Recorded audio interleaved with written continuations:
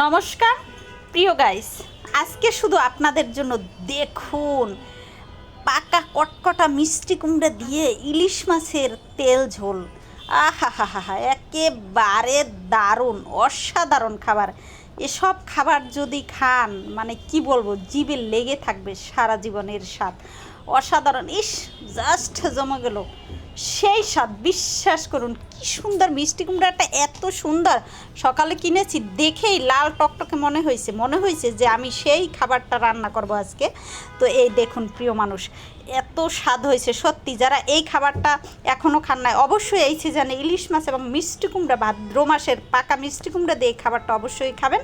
তো প্রিয় মানুষ এই দেখুন, আজকে হচ্ছে একেবারে রূপালী সুন্দরীকে নিয়েছি, আর সাথে নিয়েছি সর্ষে, একেবারে কটকটা মিষ্টি কুমড়া, ধনেপাতা, কাঁচামরিচ। বেশ, আর কি লাগবে, আর একটু জিরে ভাজি লাগবে। তাই এই দেখুন মিষ্টি কুমড়াটা দেখেই আমার এত ভালো লেগেছে, দারুণ কিন্তু। তো আমি হচ্ছে এটা বড় বড় পিস করে নেব, একটু মোটা মোটা করে এক পিস করে নিয়েছি। এই দেখুন মিষ্টি কুমড়াটাকে, এটা হচ্ছে মাছ যে কয় পিস দেবো মিষ্টি কুমড়াটাও সেই কয় পিস দেবো আসলে। আর মাছগুলোকে একেবারে পাতলা পাতলা করে কাটতে হবে, তাহলে ভালো হবে। মানে একটা রান্নার আছে তো, জাস্ট সুন্দর হবে। এজন্য আমি একেবারেই পাতলা পাতলা করে এই দেখুন 5 পিস মাছ নিয়েছি, ধুয়ে মেজে নিয়েছি। এখন হচ্ছে এই যে ইলিশ আর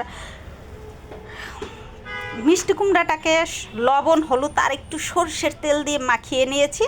তো ভাজার আগে সবার আগে আমি জিরাটাকে ভেজে নেবো। ওই যে একটু তেলের উপর ভাজা জিরেটা দিলে দারুণ হয়। এই তেলেই আমি হচ্ছে ইলিশ মাছটাকে ভেজে নেব। এই দেখুন সবগুলো মাছকে হালকা করে একেবারে আলতো হাতে ভেজে নিয়েছি, দারুণ। ওহ জাস্ট এত সুন্দর ফ্লেভার, খুব তেলও হয়েছে মাছটার। ওই তেলে মিষ্টি কুমড়োগুলোকে দিয়ে জাস্ট ঢেকে একেবারে আধো আধো করে সিদ্ধ করে নিয়েছি, মানে ভেজে নিয়েছি। ওই তেলেই আরেকটু তেল দিয়ে দেবো ফোড়ন। এখানে অবশ্যই শুকনো মরিচটা ব্যবহার করতে হবে। ফোড়নে একটু পুড়িয়ে দিতে হবে, তাহলে ওটার ঘ্রাণটা মিষ্টি কুমড়োর ভিতরে ঢুকে যাবে। সাথে দিলাম কালো জিরে, তেজপাতা, আর কিচ্ছুটি না। আর এই দেখুন এই যে সর্ষেটা বেটেছিলাম সেটা হচ্ছে জলের মধ্যে গুলিয়ে দিয়ে দিলাম। জাস্ট দিয়ে দেবো হলুদ, আর হচ্ছে একটু কালারের জন্য শুকনো মরিচ গুঁড়ো, স্বাদ মতো লবণ। প্রিয় মানুষ, ঝোলটা ফুটে উঠেছে, আমি সবার আগে ইলিশ মাছটাকে দিয়ে দিচ্ছি।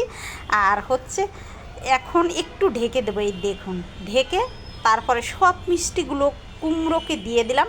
ওহ জাস্ট একেবারে জমে গেল, এখন প্রায় হয়ে এসেছে। দিয়ে দিলাম সেই তেলে ভাজা জিরে বাটা আর হচ্ছে বড় ধনেপাতা, বিলাতি ধনেপাতা যেটাকে আমরা বলি। ও জাস্ট হয়ে গেছে। এখন এটাকে চুলোর উপরে হচ্ছে আপনার 10 থেকে 15 মিনিট ঢেকে রাখতে হবে কালারটা দেখার জন্য। দেখুন ও জাস্ট জমে গেল, ঝোলটা তো দেখুন কি অসাধারণ। প্রিয় মানুষ, এই খাবারটা অবশ্যই খাবেন আর দিদিকে স্মরণ করবেন। যদি ভালো লেগে থাকে অবশ্যই লাইক কমেন্ট শেয়ার সাবস্ক্রাইব করে পাশে থাকবেন। সবাইকে ধন্যবাদ, বাই বাই। বিশেষ করে প্রবাসী ভাইরা এই খাবারটা অবশ্যই খাবেন।